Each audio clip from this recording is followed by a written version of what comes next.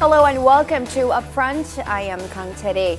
This year marks the 50th anniversary of normalization of diplomatic relations between Korea and Japan. Will this provide a chance to repair strained ties between the two neighboring countries?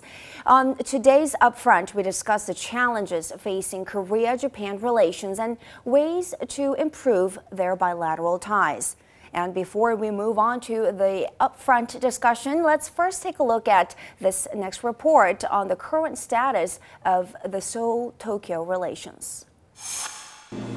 On August 15, 1945, Korea achieved independence after 35 years of Japanese rule. It took almost 2 decades to overcome the painful history. In 1965, Korea and Japan agreed to officially normalize bilateral relations. It almost took 2 decades to overcome the painful history.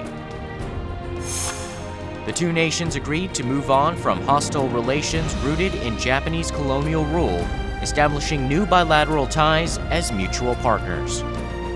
In the last 50 years since the establishment of bilateral relations, personnel exchanges and economic ties have progressed rapidly. However, bilateral ties have strained since Prime Minister Shinzo Abe took office.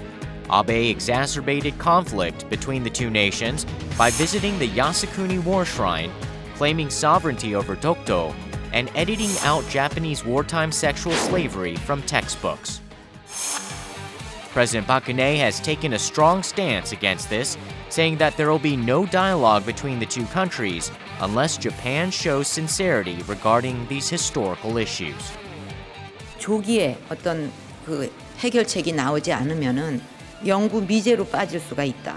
그렇게 되면 그것은 한일 관계뿐만 아니라 일본에게도 무거운 역사의 짐이 될 것이다. 그렇게 되기 위해서는 일본 측의 어떤 자세 전환, 이 변화가 중요하다고 생각을 합니다.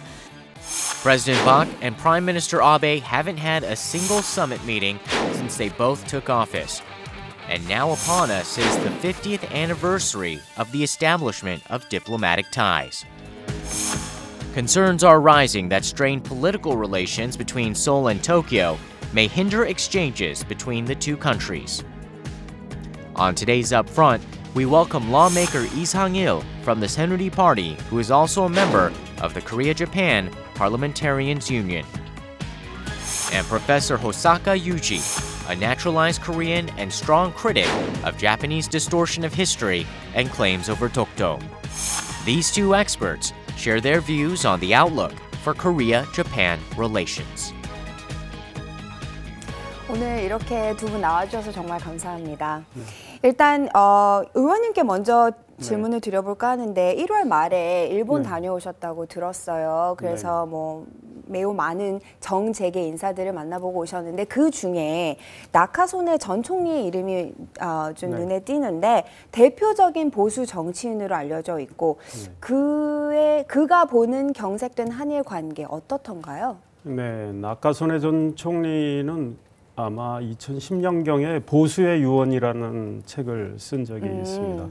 제가 번역된 그 내용을 다 읽어봤습니다. 뭐 배울 것도 있었고 또 뭐 생각이 다른 점도 있었는데 이번에 그분을 만났습니다. 그분의 그 아들 그 나카소네 전 외무장관, 네, 현재는 참의원입니다. 아드님도 같이 만났는데 제가 한일 국교 정상화 50주년을 맞는 올해에 일본이 뭔가 달라져야 되는 거 아닌가, 일본이 어떤 역할을 해야 되는가라고 그분께 물었습니다. 그랬더니 나카소네 전 총리는 일본이 시야를 넓혀야 한다. 아시아 태평양에서뿐 아니고 세계에서 일본의 공헌도가 높아져야 한다. 이런 이야기를 했습니다. 그래서 제가 다시 물었습니다.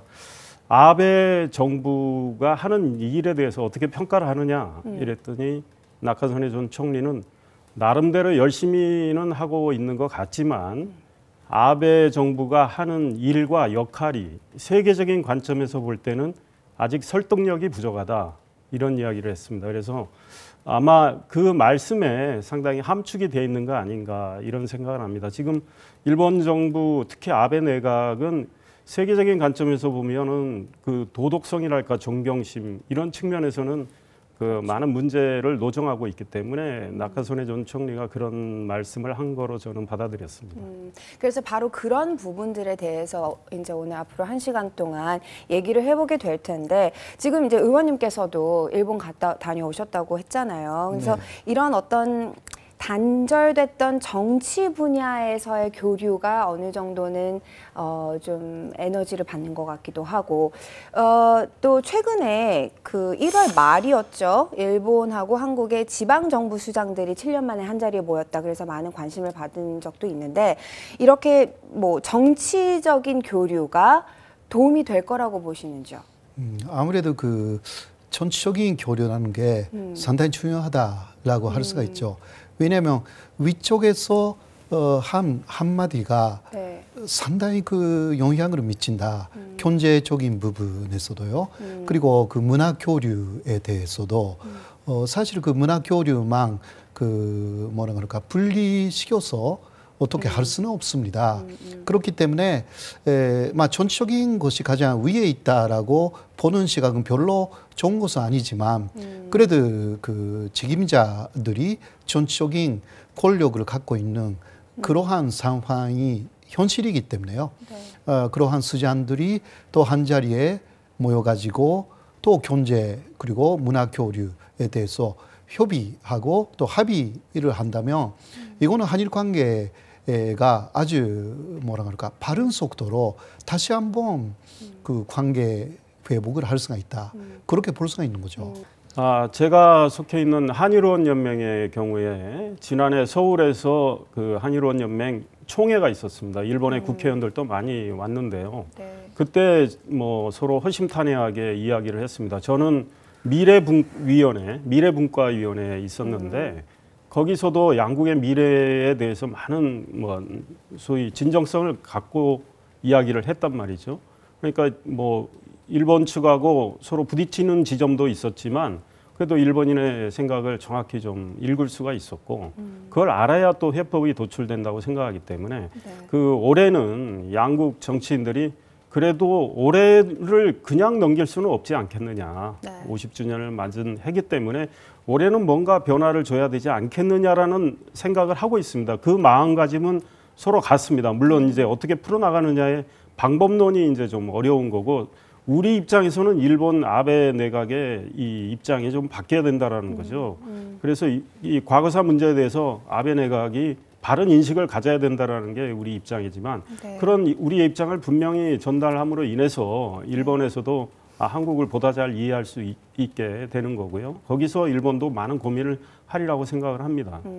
그 잠깐 말씀 주셨었지만 아무래도 한일 관계가 경색되다 보니 수출, 경제 분야에서 또 내지는 문화, 교류 이런 부분에서 많이 뜸하지 않냐라는 뭐 하다못해 여행 가는 관광객의 숫자가 줄었다라는 그런 보도들도 있었고요. 얼마나 영향을 받고 있는 건가요? 지금 경제나 문화 교류 부분에서. 그 예를 들면 네. 그 일본으로 가는 그 한국인 숫자는 오히려 늘어났습니다. 근데 그거는 그 뭐라 할까 엔조 영향이거든요. 근데 또 엔조 때문에 원이 비싸졌기 때문에 상대적으로 일본 쪽에 관광객은 이쪽에 많이 들어오지 않습니다. 근데 그런 것을 따지면 그런 것은 그 한일 관계 지금 악화되었기 때문에 그 문제가 되지 않고 있는 부분이에요. 사실 네네. 다른 요인에 의한 것입니다. 그러나 상대 문제가 되어 있는 부분은 서로의 국민들의 마음의 문제인데요. 특히 그 마음의 문제를 그 좌우하는 것은 특히 일본 사람들에게 많은 영향을 주고 있는 것은 출판계 그리고 인터넷상에 어떤 이야기들이 주로 나와 있는가라는 것을 보면 이거는 한국도 마찬가지지만 한일 관계가 나빴기 때문에 서로에 대한 그 비판 그리고 욕하는 그 여러 가지 댓글들 그것이 상당히 지배를 했어요. 그게 그러니까 눈에 안 보이는 마음의 부분에서 서로가 서로를 상당히 그 싫어하는 그러니까 여론조사를 하면 서로를 신뢰하지 않는다. 그것이 뭐 60%, 70% 그렇게 그런 결과가 나왔지 않습니까? 그러니까 오히려 반대로 앞으로 노력해야 되는 부분은 그 좋은 이야기를 얼마나 더 서로가 서로에 대해서 하느냐. 그런 식으로 실제적으로는 가야 된다는 거죠. 지금까지는 나쁜 이야기를 많이 했어요. 그러면 이제부터 본격적으로 현재 경색된 한일 관계를 해결하기 위해서 해결할 수 있는 방안은 무엇인지에 대해서 이야기를 나눠보도록 하겠습니다. 먼저 쟁점들을 정리했는데요. 함께 보시죠. There's been a gathering in front of the Japanese embassy every Wednesday since January 8th, 1992. This weekly demonstration, called the Wednesday Protest, has continued for the last 23 years by victims of Japanese wartime sexual slavery. The Japanese government forced teenage girls to provide sexual services for the military against their will during the Second World War. Despite the stream of historical evidence proving Japan's forcible recruitment of sexual slaves, the Abe administration has been denying its responsibility. It has even demanded revisions to American textbooks regarding wartime sexual slavery. Abe's attempt to distort history is not limited to wartime sexual slavery. Controversies have also risen over territorial disputes between Korea and Japan. Dokdo Island, the easternmost territory of Korea, is at the center of the territorial dispute. The island is a strategic military point with high geological and economic value. The Abe administration approved textbooks and maps that claim Japan's sovereignty over Dokdo in 2014, which has aggravated tensions between Korea and Japan. Controversies over Japanese wartime sexual slavery and the Dokdo dispute are nothing new. However, the conflicts have exacerbated since Prime Minister Abe took office because of his right-wing shift. Japan's conservative shift to distort the past wrongdoings of its imperialist power has accelerated as Abe has promoted constitutional reform to exercise the right to collective self-defense. This could intensify the conflict between the two countries. Controversies surrounding Korea and Japan have been at a standstill, deepening the rift between the two countries. Can Seoul and Tokyo find a way out of the deadlock this year? 자, 올해의 그 한일 양국 간의 관계에 어떤 영향을 줄 수 있는 우호적인 관계를 가로막을 수도 있고 또 뭐 도움이 될 수도 있겠어요. 일정들이 많이 기다리고 있습니다. 제일 먼저 바로 다음 주에 다케시마의 날이 이제 행사가 있을 텐데 독도 관련해서 이제 일본 정부가 독도는 우리 거다. 영유권을 주장을 하면서 매년 이제 다케시마의 날을 지정을 하면서 행사를 벌이고 있고 그게 2월 22일이에요. 그리고 이 행사에 이제 국가 강요급을 이제 파견할 것으로 보여서 지금 또 한국과의 갈등이 예고가 되고 있는 상황인데 매년 이렇게 반복되는 상황들이 있습니다. 이런 것은 어떻게 해결해야 할까요? 이 문제는 우리 사실 교수님께서 전공이신 것 같아요. 예, 바로 2월 22일이니까 네. 금방 다가오는 그 다케시마의 날이 있지 않습니까? 네네. 네, 특히 아베 정권에 들어서서 지금까지 2번 있었거든요. 네. 다케시마의 날이. 네네. 거기에 자강급 인사를 박용했습니다. 그래서 특히 또 아베 총리가 되기 이전에 공약을 내세웠는데 네. 그거는 다케시마의 날 행사를 국가 행사로 승격시키겠다 이런 이야기까지 그때는 나왔습니다. 네. 네, 그러나 국가 행사로 정확하게 승격시키지 않고 네. 대신 그 국가 관료 그러니까 자강급 인사 박연 이런 식으로 바꾼 것인데요. 근데 그것이 올해는 아직 결정되어 있지 않습니다. 일본은 이제 50주년을 아마 생각해서 강력급은 파견 안 하고 국회의원을 파견하면서 이건 의회 당사자들이 하는 일이고 우리하고는 무관하다 주장할 게 뻔하지만 또 본심은 우리가 알 수 있는 상황이죠. 그러다 보니까 우리 외교부 대응도 사실은 고민이 되겠죠. 근데 이제 이런 어떤 작은 어떤 행동을 통해서 우리가 뭘 이길 수는 있지만 일본 아베 정부가 좀 달라졌으면 좋겠다. 저는 이런 생각을 합니다. 왜?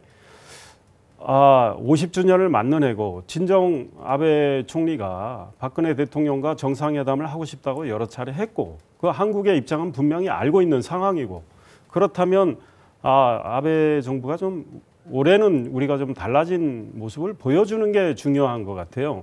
좀 한국인 입장에서 보면 좀 꼼수 같은 걸 부리지 않고 좀 어떤 정정당당한 모습, 과거사에 대해서 성찰하고 반성하는 그런 모습을 보여주면 좀 한국 국민 마음이 열릴 거로 생각을 하는데 그런 모습까지 기대하기는 아직 굉장히 먼 것 같습니다. 그 사실 문제의 중심은 누가 갈 것인가, 누가 파견되는 것인가를 매해 지켜봐야 되는 이 현실 자체가 가장 문제가 되는 것 같은데 또 다른 영토 분쟁은 바로 동해입니다. 그래서 지금 제 뒤에 이제 기사를 보실 수 있게 될 것 같은데요.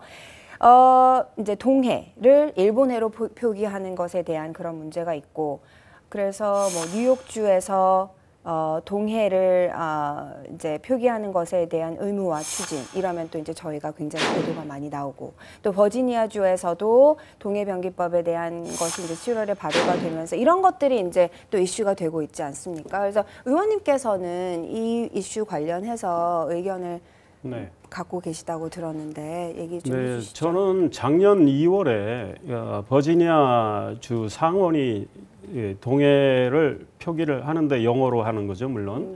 일본해하고 병기를 하는 그 법안을 이제 통과를 시켰잖아요. 물론 일본에서 거의 총력 저지를 했지만 우리 입장이 관철이 됐죠.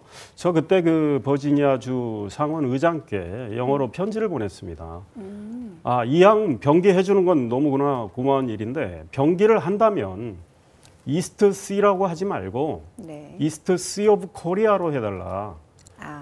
한국의 동해임을 좀 분명히 하고 싶어서요. 그런데 지금 우리 한국 정부가 전 입장이 좀 답답한데요. 동해를 영어로 이스트 C라고 표기를 하고 있습니다. 그러면 우리 한국인은 이스트 C라고 해도 동해임을 알아요. 그러나 외국인들은 이스트 C라고 하면은 어느 나라 동해일까? 이런 궁금증을 갖게 된단 말이죠. 거기에 오브 코리아를 붙이면 한 번만 들어도 한국의 동해구나 이럴 거 아닙니까? 아무리 많이 알려줬어도 저는 이스트 씨 오브 코리아 한 번만 써도 금방 안다고 생각을 해요. 그리고 대부분 바다 이름에 나라 이름을 붙입니다. 예컨대 동진아해 우리 그러잖아요. 이스트 차이나 씨예요. 그다음 모잠비크 채널, 멕시코만 하거든요. 근데 일본은 씨 오브 재팬이라고 쓰지 않습니까? 거기 그 같은 바다를 우리는 왜 이스트 C라고만 해야 되는지 이스트 C 오브 코리아로 해야 된다고 봐요.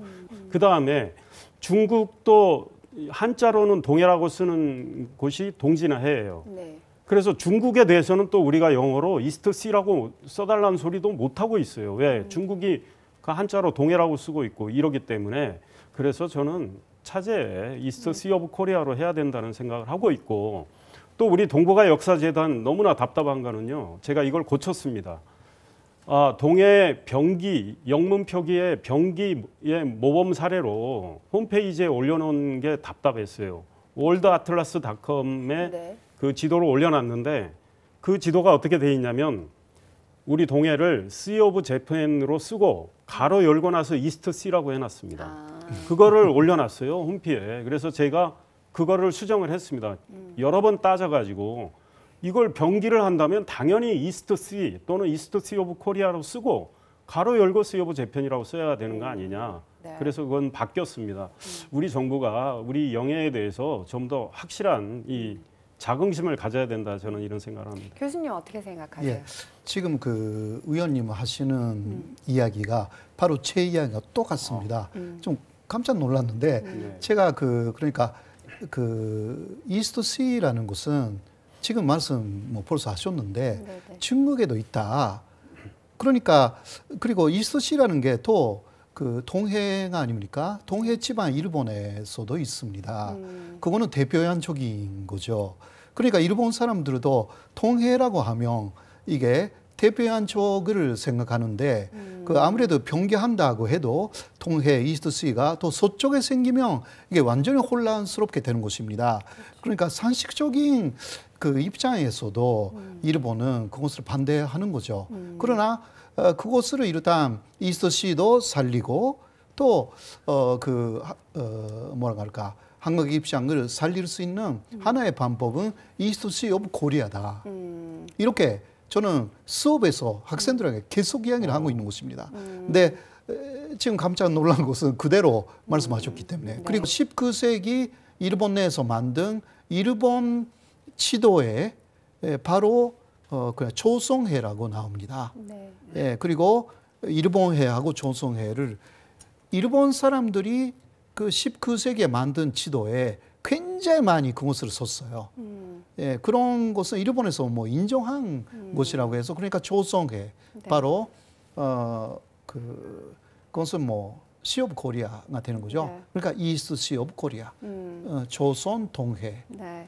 예, 이런 식으로 가는 네. 것이 오히려 그러니까 세계적인 인정을 받기 쉬운 길이다. 네, 좀 네. 더 명확한 메시지를 줄 수 있겠죠. 언젠가는 East Sea of Korea and Sea of Japan 이렇게 해서 괄호 없이요. 네, 이렇게 병기가 돼야 될 텐데 또 다른 문제가 참 문제가 너무 많은데 그 위안부 문제가 걸려 있습니다. 그래서 지금 올해만 해도 그 위안부 피해 할머니 2분이 지금 돌아가셨고 몇 분 안 남으셨어요. 네, 그게 10월 3분. 네, 그게 어떻게 보면은 또 이 문제가 심각한 이유 중에 하나가 될 텐데 또 그 국제사회에서는 이게 뭐 위안부라고 이제 저희는 표현을 많이들 하지만 전쟁 시 성폭력이다. 일본군의 전쟁 시 성노예다. 인권 문제다. 이런 식으로 인식이 되고 그렇죠. 있는 분위기고요.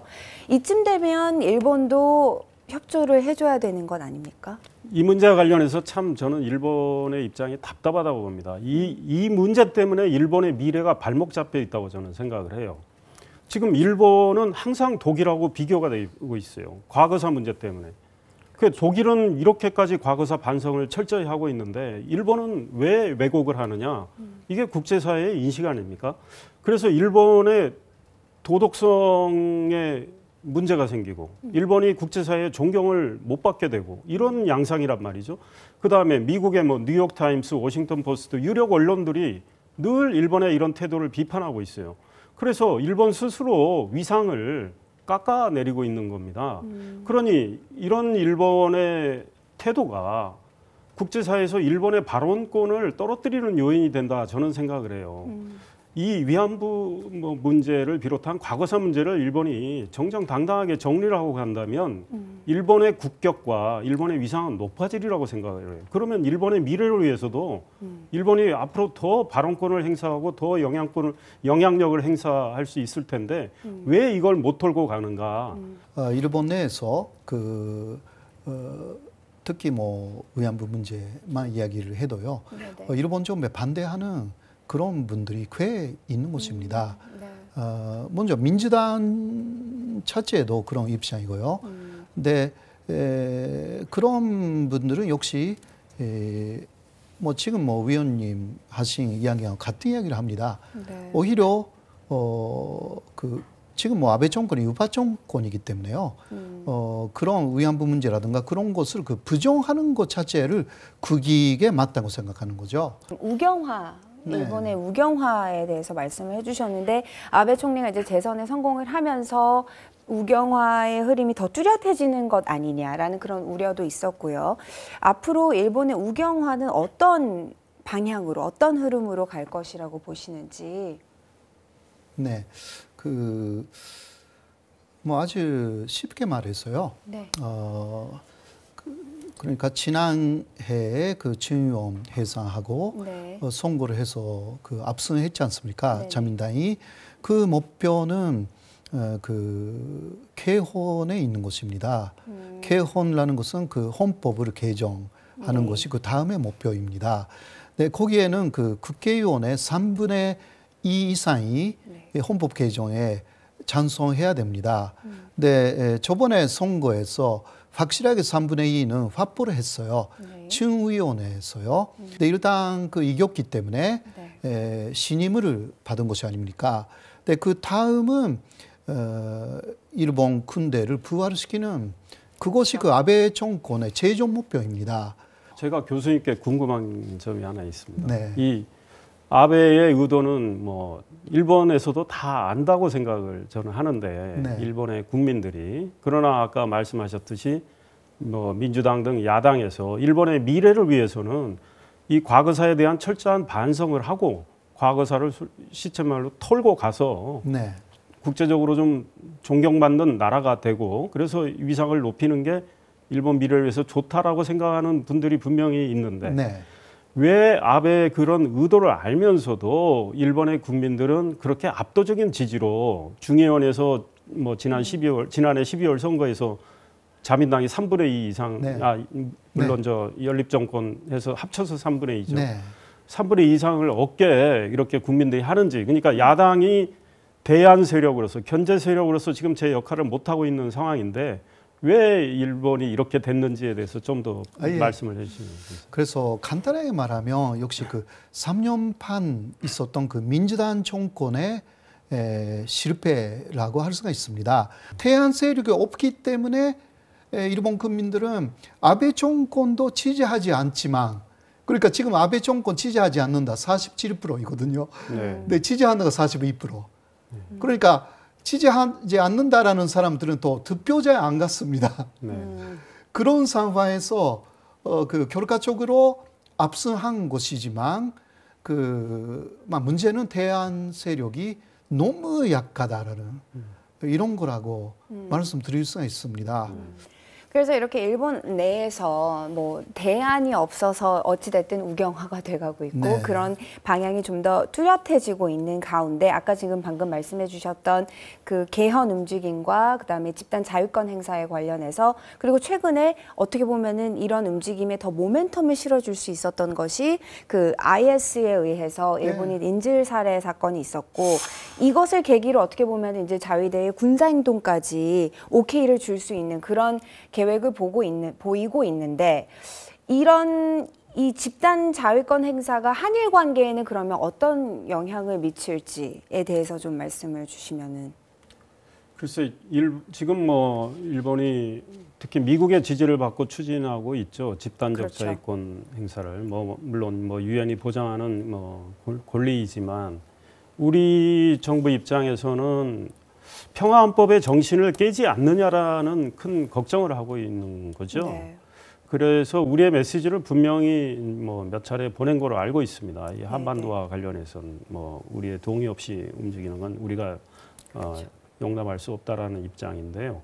일본이 그걸 뭐 어느 정도 이해를 하고 어떤 입장을 냈는지는 저는 정확히는 모르겠습니다. 그런데 뭐 아베 정부는 지금 뭐 일본 내부 언론에 따르면 저도 뭐 그걸 정확히 제가 지금 알지는 못하지만 어찌됐든 뭐 아베 정부의 그 입장 때문에 뭐 이번에 인질 두 사람이 또 그런 불행한 일을 겪지 않았느냐 이런 비판론도 있지 않습니까? 그래서 뭐 아베 정부에서는 이번 사건들을 뭐 자기들의 또 그 생각을 관철하는 쪽으로 활용을 뭐 하려고 한다라는 이야기도 있지만 그게 과연 어느 정도 지지를 받을지에 대해서는 제가 현실적으로는 지금 아직 잘 모르겠습니다. 교수님께서는 어떤 의견 갖고 계시나요? 예, 일단요 이번에 그 IS의 일본이 인질 사건 거기에 그러면 거기에 집단적 자위권 그것을 쓸 수가 있는지 그 문제가 있지 않습니까? 그렇죠. 네, 일본 쪽에서 확실하게 말한 것은 쓸 수 없다 이런 이야기였습니다. 왜냐하면 집단적 자위권을 행사할 때에 3대 요건이라는 게 있거든요. 네, 그 가장 큰 것은 일본이라는 국가의 존립이 위협을 받는다. 물론 일본인 전체를 대상으로 하겠다 대로 그런 이야기가 좀 나왔지 않습니까? 네. 근데 그것을 확대 해석하면 일본이라는 국가의 존립 자체가 위협을 받는다 이렇게 말할 수도 있지만 그러나 그거는 하나의 확대 해석이기 그렇죠. 때문에 지금 그 일본인 그 두 사람이 피살을 했지만 이곳을 갖다가 그냥 미국을 돕겠다 이렇게는 못하는 것입니다. 그러니까 집단적 자위권으로는 약간 한계가 있기 때문에 일본은 지금 그러면 외부에서 특히 중동에서 앞으로 또 인질 사태가 일어날 경우에 어떤 식으로 일본 사람을 구출할 수가 있는 그런 자위대를 박용할 수가 있는지 이거 하고 싶은 거죠. 근데 이거는 그 경찰권이라는 어떤 범위 내에서 할 수가 있다. 또 법적인 지금 논의를 계속 하고 있습니다. 네. 그래 아무튼 하고 싶은 것입니다. 그러니까 지금은 자위대를 박용해도 구출 작전도 못하는 것입니다. 일본의 현재 법으로는. 네. 그렇기 때문에 그러나 헌법 개정까지 기다릴 수는 없죠. 언제 뭐 내일이라도 또 인질 사건이 일어날 수도 있기 때문에 그러니까 먼저 자위대 법을 그런 식으로 일단 일본이 구출까지 할 수 있다. 거기까지 바꿀 생각이 좀 있는 것 같습니다. 근데 그런 부분에서는 한국하고는 뭐라 할까 물론 공동 작전이나 이런 것은 논의 대상이 될 수가 있지만 그러나 한반도 자체에 대한 어떤 위협이 되지 않기 때문에 이런 부분은 좀 급여를 해서 우리가 봐야 되는 것이 아닌가 그렇게 생각합니다. 네. 그러면 이제 올해 2015년 앞을 내다보면서 8월 아까 말씀 주신 게 있는데 아베 총리가 이제 종전 70주년을 맞아서 8월에 담화를 발표할 예정이고요. 반성, 식민 지배와 침략에 대한 반성, 위안부 문제에 대한 언급 이런 것들이 들어갈 것인가에 대한 관심이 지금 많은데 한 인터뷰에서는 최근에 아베 총리가 반성의 내용은 들어가지 않을 것으로 예상한다라고 본인은 얘기를 했어요. 어떤 내용이 들어갈까요? 아무도 모르죠. 네. 예, 신년에 어떤 메시지가 있었거든요. 네. 근데 거기서는 반성라기보다 아베 총리가 한 이야기는 2차 대전 이후에 일본은 평화 국가로서 상당한 국제 공헌을 해왔다. 이런 이야기를 했습니다. 그렇기 때문에 상당히 우려가 되는 부분은 아베 담화라고 말하고 있거든요. 이번에 그러니까 70주년을 네. 계기로 해서 8월 15일에 아베 담화를 발표하겠다. 거기에는 혹시 반성이라는 내용이 들어간다고 하면요.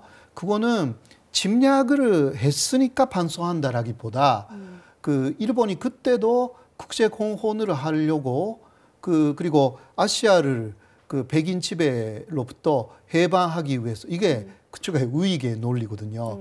백인 지배에서 해방하기 위한 해방 전쟁을 하는 과정에서 아시아에서는 많은 폐해를 끼쳤다. 네. 그거는 침략이 아니었다라는 논리를 내세워가지고 거기에는 반성한다. 그런 이야기를 하면서도 그거는 그러나 샌프란시스코 조약이나 그리고 한일 기본 조약 등으로 손실하게 배사해왔고 그리고 국제 공헌을 계속 해왔다. 이런 식으로 하는 것이 아닌가. 그러면 미국 쪽에서는 역사 수전주의로 계속 이야기를 할 것이고 그렇죠. 일본이 오히려 근지에 몰릴 가능성도 있다고 저는 보거든요. 네. 그러나 아베 총리의 특히 신년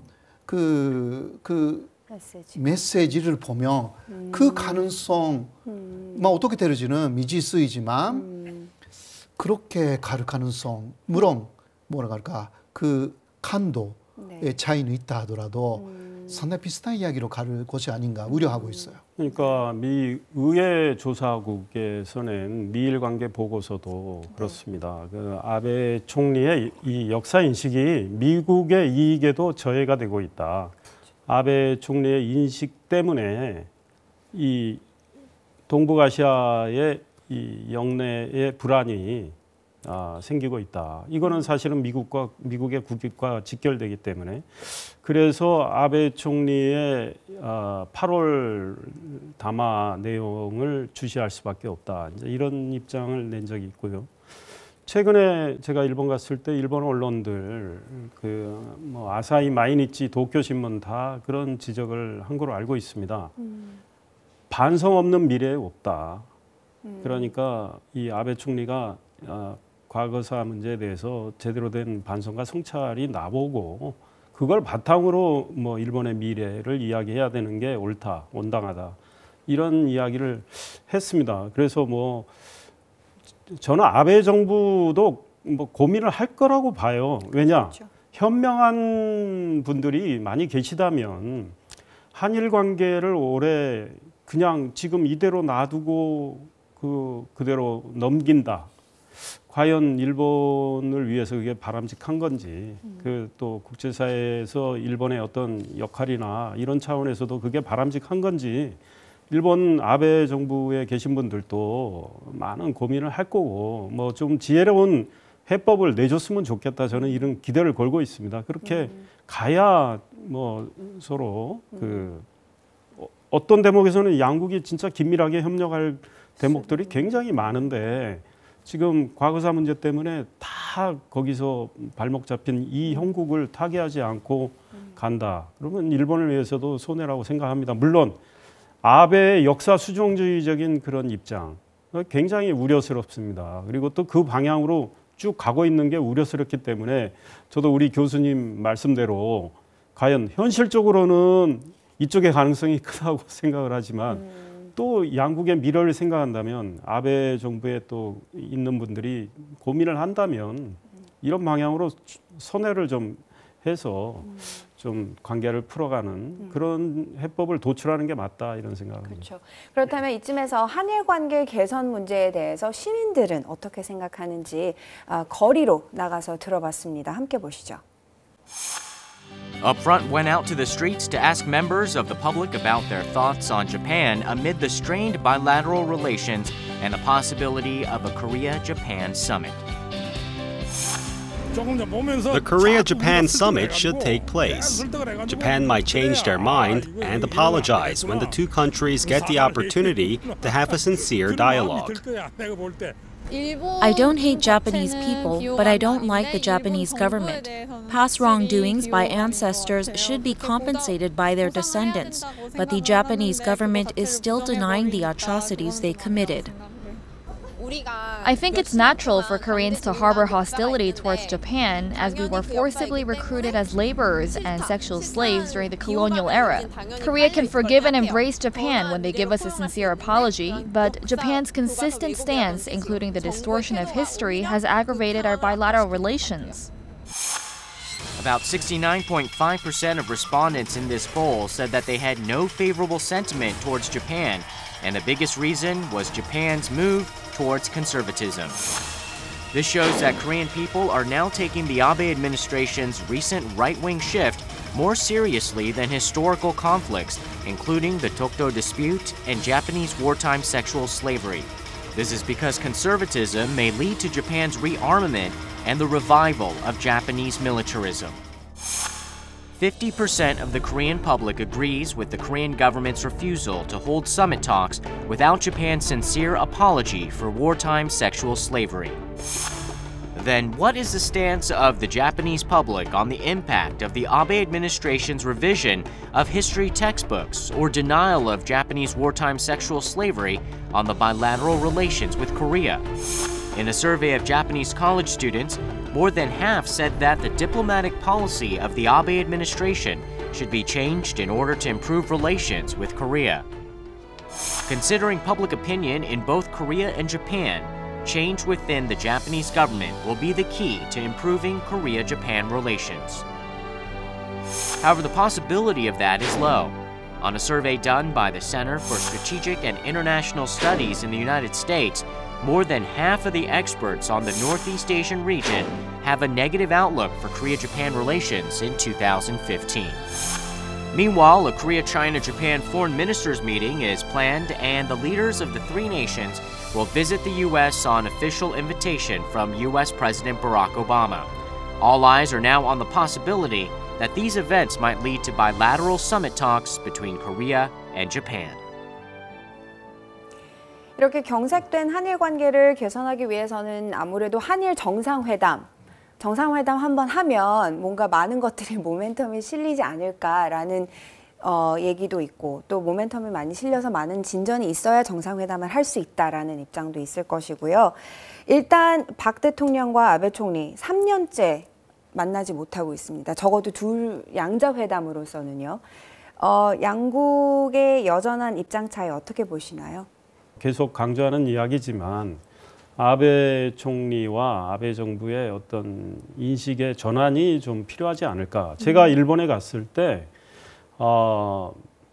뭐 일본의 본심을 좀 드러낸 분들이 계셨어요. 그러니까 양국이 올해 관계를 개선해야 되는 건 틀림없다. 네. 그런데 양국이 같이 노력을 해야 된다. 그거는 뭐 언론적으로는 뭐 맞는 이야기예요. 그래서 제가 질문을 드렸어요. 그러면 여러분은 한국이 어떤 노력을 해주기를 원하느냐? 그랬더니 뭐 외교 쪽에 계신 분입니다. 서울에 있는 일본 대사관 앞에 있는 위안부 소녀상을 철거를 해달라. 그게 첫째예요. 둘째, 유엔 본부 앞에서 위안부 문제 관련해서 우리 교포들이 시위하고 있는데 그걸 못하게 해달라. 근데 사실은 그게 다 말이 안 되는 이야기입니다. 그래서 제가 왜 말이 안 되는지를 뭐 설명을 했습니다. 그래서 일본이 한국이 하기 어려운 불가능한 거를 제시하면서 한국이 협력해 달라고 하는 건 그거는 한국 뻔히 알면서 하는 이야기죠. 한국의 변화를. 그러면 일본이 스스로 변화할 마음가짐이 안 돼 있다라는 걸 노출하는 것밖에 안 된단 말이죠. 그래서 일본이 진정하게 과거사 문제에 대해서 반성하는 모습을 보인다. 그래서 양국 관계가 개선이 된다. 제가 보기에는 유엔 본부 앞에 시위가 어느 정도 벌어질지 몰라도 그건 뭐 사실은 그렇게 찾아질 수 있는 거고 소녀상 철거의 문제는 사실 전혀 별개의 문제란 말이죠. 그런데 우리 한국의 정서를 뻔히 알 수 있는 일본의 관계자가 그런 이야기를 한다. 그래서 사실은 좀 걱정을 했습니다. 그래서 제가 뭐 정면으로 반박하고는 불가능한 일이고 그렇게 해서 한국이 협력하기를 원한다면 그건 올해도 그냥 가는 거다. 이런 이야기를 했습니다. 그런데 아베 총리의 경우에 만나자, 정상회담 하자 이런 입장이고 계속 그런 많은 제스처들을 해온 끝에 이제 2014년 11월이었죠. 이제 에이펙 정상회담에서 박근혜 대통령이 어떻게 보면은 한중일을 통한 어떤 그런 모멘텀을 만들어 보자라고 이제 발언을 하신 걸로 알고 있는데 한일 정상회담의 필요성은 인정을 하면서도 뭐 고노다마 검증을 한다든지 내지는 위안부 강제 동원을 인정하지 않는다라든지 이렇게 계속 이중적인 태도를 보이고 있어요. 그러면서 위안부 문제를 정치화하는 것은 또 안타깝다. 이런 워딩도 나오고 있고 아베 총리의 속내는 뭔가요? 속내라고 하면 네. 그러니까 자신이 갖고 있는 그 우파적인 신념을 그대로 계속하고 그 정치에서 그 실천하고 싶은 거죠. 네. 간단하게 말하면 거기에 대해서 예를 들면 독도는 한국 영토이고 그리고 위안부는 정말 사죄 배상해야 되는 문제이고 네. 그리고 간제징용 문제 이것도 일본이 배상해야 되는 문제이고 이거는 아베 정권 그리고 아베 총리 자체가 갖고 있는 모든 신념하고 다 반대가 되는 것입니다. 간제징용 문제는 지금 그 한국 내에서 또 그 한국 법원에 많이 배상 요구를 했지 않습니까? 네. 거기서 한국 법원이 그 다 순서 판결을 내렸습니다. 그렇지 않습니까? 중국 내에서도 비슷합니다. 중국 사람들이 간제징용 받았던 일본 쪽에 그런 분들이 지금까지는 일본 정부, 일본 법원에 많이 호소를 했는데 지금은 그 중국 법원에 호소를 하고 있죠. 이게 그러니까 같은 입장입니다. 과거사에 대해서. 근데 경제적인 부분은 이것은 그 삼국에서 다 하기가 어려우니까 따로따로 하는 거죠. 한일 관계 그리고 그 한중 관계 그리고 중일 관계 따로따로 이거는 경제 부분이니까 그렇게 하면 되는 것이고 또 군사적인 문제는 이게 한중일 회담에서는 말이 별로 나오지 않습니다. 왜냐하면 미국이 들어가야 되니까. 그럴 경우에는 역사적인 문제가 아무래도 강하게 나오는 게 한중일 정상회담 혹은 외무회담도 마찬가지입니다. 그럴 경우는 한국이 굉장히 유리하다. 어떤 면에서는. 그러니까 일본은 그것을 한다고 해놓고 계속 미루는 이유가 거기에 있다고 저는 지금 보고 있거든요. 그러니까 어떤 면에서는 그래도 이쪽의 논리로서는 한일 정상회담은 아직 시기상조다. 그러니까 한중일 혹은 아까 말씀하셨던 한미 일도 괜찮습니다. 그게 이제 일종의 뭐 외교 기술인지는 몰라도 누차 강조하지만 우리 아베 총리, 또 아베 정부가 과거사에 대해서 진짜 성찰을 하고 그 문제를 뭐 진짜 과거사로 보내고 하려면 진지한 반성과 성찰이 있어야 되겠죠. 그리고 뭐 삼국 관계든 양국 관계든 미래지향적으로 가려면 그걸 해줘야 되고, 그러나 한중일 삼국 정상회담이 이루어진다면 우리 교수님께서도 말씀하셨지만 과거사 문제 역시 나오거든요. 그렇죠. 그러면은 시진핑 중국 국가주석도 아주 일본에 대해서 강한 불신을 갖고 있단 말이죠. 이 문제에 대해서. 그러니까 강한 입장을 낼 겁니다. 그리고 이미 뭐 낸 적도 있고, 또 우리 뭐 박근혜 대통령께서도 마찬가지고. 그런 문제가 나올 때 아베 총리가 또 뭐 어떤 레토릭을 구사해서 뭐 이렇게 하면 구차해 보여요. 그래서 그 문제에 대해서 깔끔하게 정리를 좀 하는 모습, 그래야 국제사회의 진짜 진정한 지도자의 모습이 되지 않을까, 이런 생각합니다. 자, 지금까지 이렇게 올해 초에 어떻게 보면 긍정적인 신호탄으로 보일 수도 있는 한일 양국 간의 그 정치 분야의 교류를 이제 신호탄으로 해서 한일 관계 전망에 대해서 말씀을 나눠봤는데요. 2015년 한일 관계 전망 그리고 개선 방안에 대해서 마지막으로 마무리 한 말씀씩 부탁을 드릴까 합니다. 교수님께서 먼저 해주시면. 아무래도 2015년은 특별한 해라고 할 수가 있죠. 네. 한일 국교 정상화 50주년이고, 그리고 또 한국에서 보면 관복 70주년이고, 네. 일본에서도 패전 70주년이지만 상당히 중요한 해라고 할 수가 있습니다. 그러니까 이 해를 그대로 넘어가면 안 되는 것입니다. 아까 의원님께서도 말씀하셨습니다마는 역시 일본의 지도자의 결단이 상당히 필요하다. 그 결단이 있어야만이, 그러니까 아베 총리를 좀 더 설득할 수 있는 주변에 양식이 있는 그 자민당 그리고 공명당이라는 그 여당 정권이 그 전당이 있기 때문에 그런 분들이 국제사회에서 오히려 일본의 위상을 높일 수 있는 방향으로 아베 담화가 사실 나오게끔 만드는 일본의 노력이 필요하고, 그리고 그러한 일본의 노력을 한국 쪽이나 또 가능하다면 중국 쪽에서 또 도와준다. 그냥 대립각을 세우는 것이 아니라 오히려 도와줄 수 있는 어떤 것이 있으면 그렇게 도와줬으면 한다. 그렇게 저는 생각합니다. 알겠습니다. 의원님. 네, 그 한일 양국 간의 지금 위안부 문제를 놓고 지난해에 한 6차례에 걸쳐서 국장급 실무 협의가 있었거든요. 네. 물론 뭐 아직도 큰 진전은 없는 것 같아요. 그런데 일본 정부나 일본 의회에서 올해를 의미 있게 넘기겠다라는 생각을 하는 것 같아요. 그러니까 마음가짐은 있어요. 그러면 이제 그걸 풀어가는 방법이죠. 방법에 있어서 역시 뭐 아까 말씀드렸지만 그 일본은 가해자임이 분명합니다. 나카소네 전 총리가 그 보수의 유언이라는 책에 이렇게 써놨습니다. 극단적인 민족주의를 과거 일본이 표출함으로 인해서 일본까지도 불행하게 된 그 전쟁을 겪었다. 그 극단적인 민족주의를 표출한 거, 그건 거기에 대한 역사인식을 제대로 해야 된다는 거죠. 그래서 일본 뭐 자민당의 뭐 사실은 최고의 원로이고, 또 일본 뭐 보수파 정치인의 뭐 최고 원로의 그 인식조차도 그렇단 말이죠. 그렇다면 뭐 역사 수정주의 이런 거는 사실은 국제사회에 지금 환영을 못 받고 있고 오히려 비난의 대상이 되고 있단 말이죠.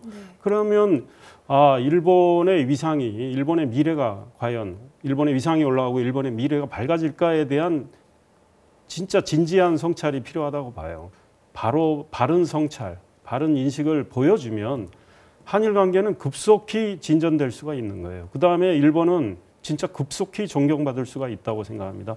이 50주년을 맞는 올해, 그 뭐 일본이 패전한 지 70주년인데 이 올해를 일본이 그대로 넘긴다 하면 일본의 미래는 앞으로도 좀 제가 걱정스럽다 이런 생각합니다. 네, 2015년 일본의 움직임 꼭 지켜봐야 될 것 같고요. 오늘 이렇게 두 분 나와주셔서 정말 감사합니다.